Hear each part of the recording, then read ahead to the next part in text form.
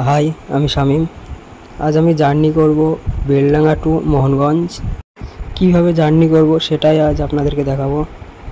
ট্রেনের জন্য অপেক্ষা করতে করতেই ট্রেন চলে এসছে।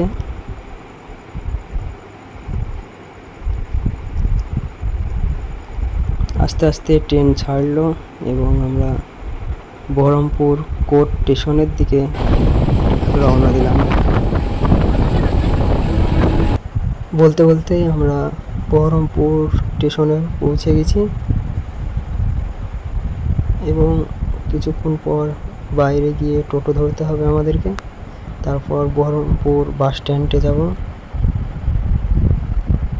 টোটো ধরার পর চললাম বাস স্ট্যান্ডের দিকে। এটা হচ্ছে বহরমপুর বাস স্ট্যান্ড। এখান থেকে পুরো ওয়েস্ট বেঙ্গলে যাওয়ার বাস পাওয়া যায়, উত্তরবঙ্গ, দক্ষিণবঙ্গ এবং সব জায়গায়। এটা হচ্ছে উত্তরবঙ্গ যাওয়ার বাস।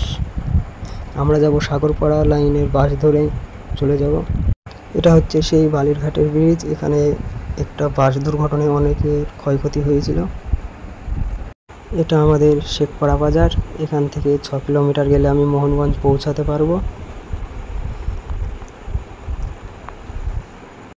জানালা দিয়ে সুন্দর দৃশ্য দেখতে দেখতে পৌঁছে গেলাম নবীপুর।